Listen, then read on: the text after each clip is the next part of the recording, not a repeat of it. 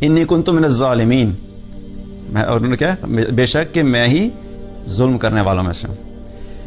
پھر اس کا کیا ہوا کہ پھر اللہ سبحانہ تعالیٰ نے ان کی اس پکار کا جواب دیا، فاستجبنا لہ، اللہ تعالیٰ نے آگے سے جواب کیا دیا کہ ہم نے اس کی دعا کو قبول کیا، دعا کو قبول کیا۔ اب یہاں پہ ایک اور بڑا خوبصورت چیز سمجھنے کی ہے، وہ کیا ہے؟ سچویشن کیا ہے؟ یونس علیہ السلام پانی میں گئے مچھلی کے پیٹ میں، اب مچھلی کے پیٹ میں ان کو پرابلمز کیا ہوں گی؟ آپ سوچیں جو شخص مچھلی کے پیٹ میں اس کے مسائل کیا ہوں گے؟ اندھیرا، روشنی نہیں ہے، کھانا نہیں ہے، پانی نہیں ہے، وحشت ہے، ہاں یہ سب مسائل ہیں نا۔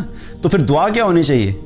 یا اللہ روشنی کا بندوبست کر دے، یا اللہ پانی کا بندوبست کر دے، یا اللہ آکسیجن تھوڑی سی بڑھا دے، یا اللہ مجھے مچھلی کے پیٹ سے نکال دے۔ دعا تو یہ ہونی چاہیے، اور وہ دعا کیا کر رہے ہیں؟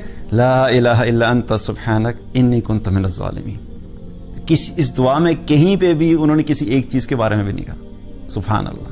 یہ کیا ہے؟ اسی طرح ایوب علیہ السلام کو جب بیماری لگی، ایوب علیہ السلام کو اللہ تعالیٰ نے ساری نعمتیں دی تھی، پھر اللہ تعالیٰ نے ساری نعمتیں ایک ساتھ لے لیں۔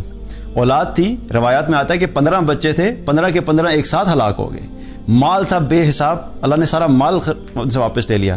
صحت تھی، اللہ تعالیٰ نے بیمار کر دیا، اور ایسی بیماری کہ وہ جزام کے مرض میں تھے کہ ان کو سب نے چھوڑ دیا، شہر سے باہر لے کے چلے گئے، اور وہ نہ خود ہل سکتے تھے، نہ وہ بات کر سکتے تھے، نہ وہ کھا سکتے تھے، نہ کچھ بھی نہیں کر سکتے تھے۔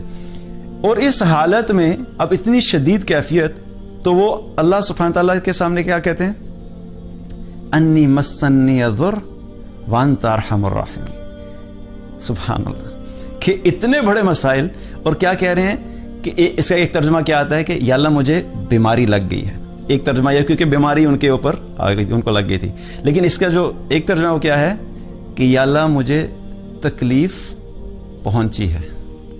سبحان اللہ، یا اللہ مجھے تکلیف پہنچی، ابھی اتنی بڑی مصیبت، اتنی بڑی مشکلات، اور کیا کہہ رہے ہیں؟ یا اللہ مجھے تکلیف پہنچی ہے، اور بے شک تو سب رحم کرنے والوں میں سب سے زیادہ رحم کرنے والا ہے۔ یہ ایمان کا وہ لیول ہے کہ جب، بلکہ اسی طریقے سے اگر ابراہیم علیہ السلام کو دیکھا جائے، ابراہیم علیہ السلام کو جب آگ میں ڈالا جا رہا تھا، آگ میں پھینکا جا رہا تھا، اب وہ ہوا میں جا رہے ہیں آگ میں، اتنے میں جبریل علیہ السلام آ گئے۔ جب جبریل علیہ السلام آئے تو انہوں نے کہا کہ آپ کو مدد کی ضرورت ہے؟ انہوں نے کہا ہاں مدد کی ضرورت ہے، لیکن تمہاری مدد کی ضرورت نہیں ہے۔ اور کیا پکارا؟ حسبنا اللہ و نعم الوکیل، کہ میرا بھروسہ کیا ہے؟ صرف اللہ پر ہی ہے، اور بے شک وہی بہترین کارساز ہے۔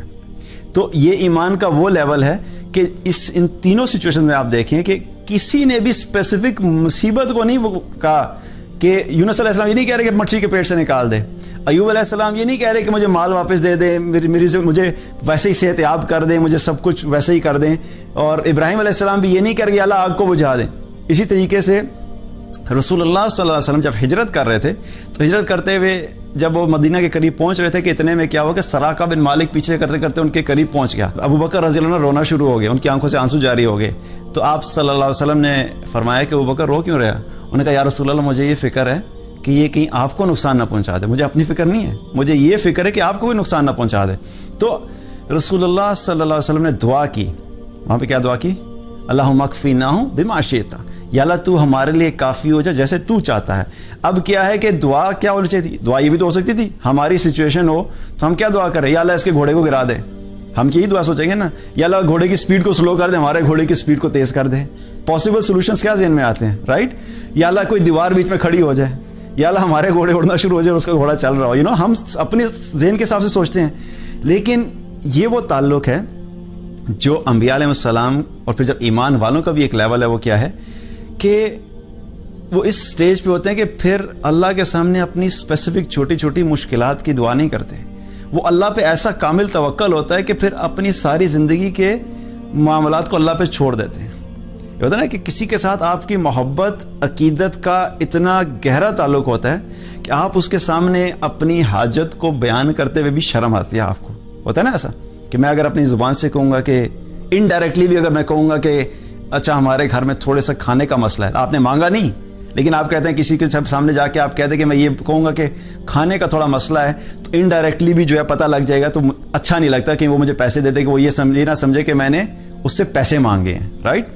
تو کیا ہے کہ انڈائریکٹلی وہ اتنی بڑی مصیبت میں، اتنی بڑی مشکلات میں ہیں، لیکن دعائیں کیا کریں؟ اللہ کی بڑائی، اللہ کی پاکی، کہ اللہ کو پتہ ہے، اللہ کو پتہ ہے کہ میری کیا سچویشن ہے، اللہ تعالیٰ خود ہی راستہ نکال دے گا۔ اب اس کا مطلب یہ نہیں ہے کہ ہم کوئی خاص اسپیسیفک دعا مانگ نہیں سکتے، مانگ سکتے ہیں، اس میں کوئی ممانعت نہیں ہے۔ اگر آپ کو مال کی تنگی ہوئی ہے تو اللہ سے ہم مانگ سکتے ہیں کہ اللہ ہمارے رزق میں برکت عطا فرما دے۔ بیماری ہوئی تو آپ دعا کر سکتے ہیں کہ اللہ ہماری اس بیماری کو دور فرما دے، یہ سب ٹھیک ہے۔